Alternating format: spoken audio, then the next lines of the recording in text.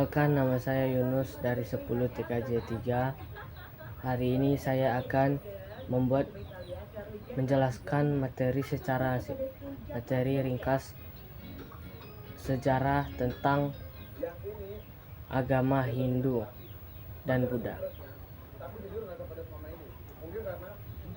Sejarah agama Hindu dan Buddha ini, agama Hindu diperkirakan muncul di India antara tahun 3102 sebelum Masehi sampai 1300 sebelum Masehi.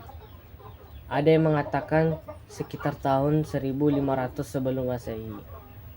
Agama ini tumbuh bersamaan dengan masuknya bangsa Arya, yaitu bangsa nomaden yang masuk India dari Arya. Menurut melalui Kaniber, kedatangan bangsa Arya ini mendesak bangsa Dardia, penduduk asli India dan termasuk dalam kategori ras asteroid dan sebuah selatan sampai ke dalam modern Deccan. Dalam perkembangan selanjutnya terjadi percampuran antara kebudayaan bangsa Arya dan bangsa Dendra yang menghasilkan kebudayaan Hindia. Perkembangan agama Hindu ini di India pada terjadinya dapat dibagi menjadi 4 fase, yakni zaman Weda, zaman Brahma, zaman Absode, dan zaman Buddha. Teori masuknya agama dan kebudayaan Hindu dan Buddha di Indonesia. Indonesia adalah negara kepulauan yang letaknya strategis karena berada di jalur pelayaran yang menghubungkan negara-negara barat dan timur. Beradanya kapal-kapal dengan berbagai bangsa membuat masyarakat Indonesia tidak dapat menghindar dari pengaruh luar. Hubungan dagangan antara Indonesia dan India terjadi sejak tahun 1900 sampai 1901. Hubungan perdagangan ini diikuti pula oleh hubungan dagang seperti pemerintahan, sosial, dan budaya. Kerajaan Hindu Buddha di Indonesia. Terdapat banyak kerajaan yang bercorak Hindu dan Buddha di Indonesia. Kita hanya akan membahas beberapa kerajaan-kerajaan yang mempengaruhi besar terhadap perkembangan sejarah Indonesia, yaitu sebagai berikut. Yaitu ada Kerajaan Kutai, agama Hindu, tahun abad ke-4, letak Kutai, Kalimantan Timur. Rajanya terkenal yaitu Murwarwaman.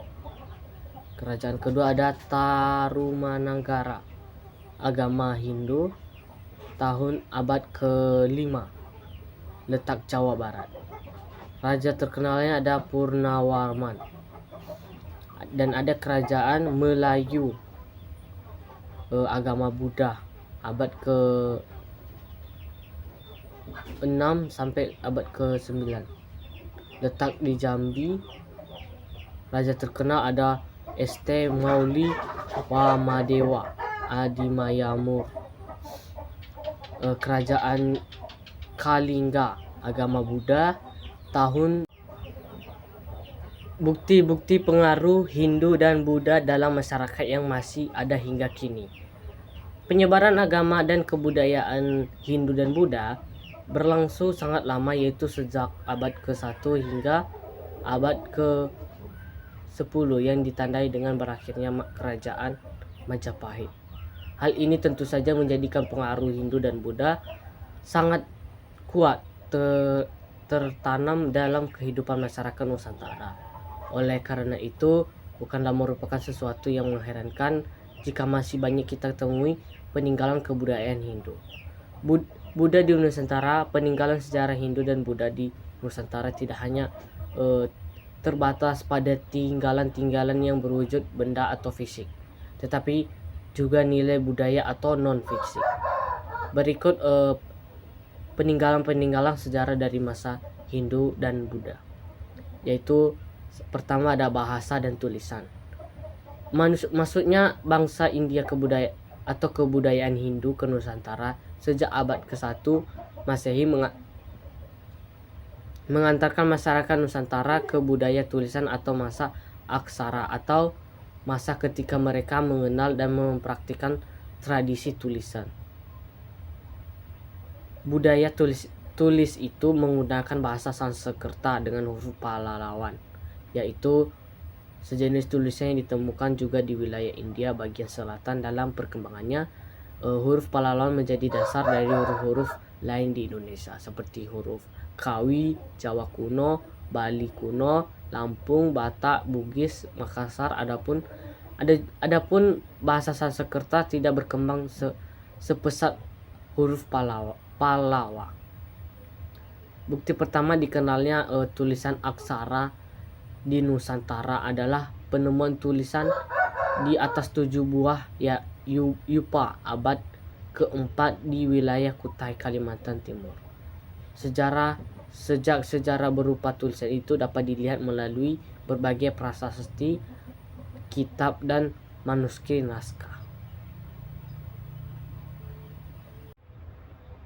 Prasasti dari kata bahasa Sanskerta yang berarti pujian, merupakan plagam atau dokumen yang ditulis pada bahan yang keras dan tahan lama, yang membuat informasi tentang sejarah, peringatan, atau catatan tentang sebuah peristiwa di antara berbagai sumber sejarah kuno di Indonesia seperti naskah dan berita asing. Prasasti dianggap sumber terpenting karena mampu memberikan penjelasan secara kronologis suatu peristiwa. Ada banyak hal yang membuat suatu prasasti sangat menguntungkan.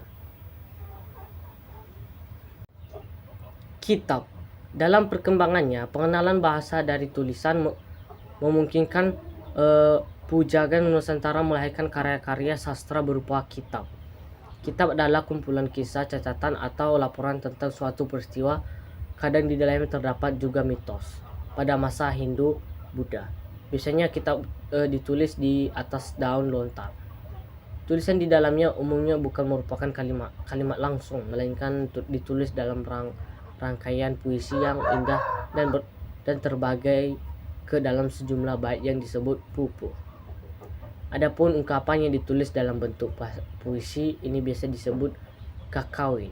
Kita dapat dikategorikan sebagai karya sastra kuno yang dalam perkembangannya di Indonesia terdiri dari beberapa tahap sebagai berikut, yaitu tahap pertama atau kesusastraan tertua lahir pada masa kerajaan Mataram kuno.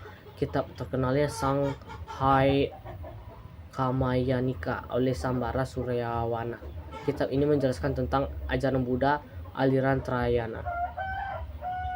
Tahap kedua ada lahir pada masa kerajaan Kediri. Pada tahap ini lahir karya sastra Azwawiwa yang ditulis oleh Empu Kanwa Kas yang ditulis oleh Empu Dramaza dan Brahtuyuda yang ditulis oleh Empu Sedah dan kemudian diselesaikan oleh Empu Panuluh.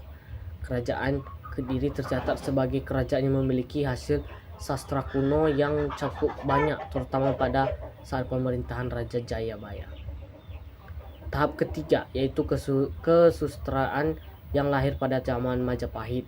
Pada tahap ini lahir kitab Nagatarmagama, kitab yang mengetahui tentang kehidupan masyarakat pada zaman Majapahit dan Sisila dan para leluhur raja. Kitab ini juga menjadi salah satu sumber penulisan sejarah politik Jawa dari abad ke-8 sampai abad ke-10. Selain Nagakartama, terdapat juga Alkitab Sutasoma yang ditulis oleh Empu Tarantula. Sekian dari saya. Terima kasih.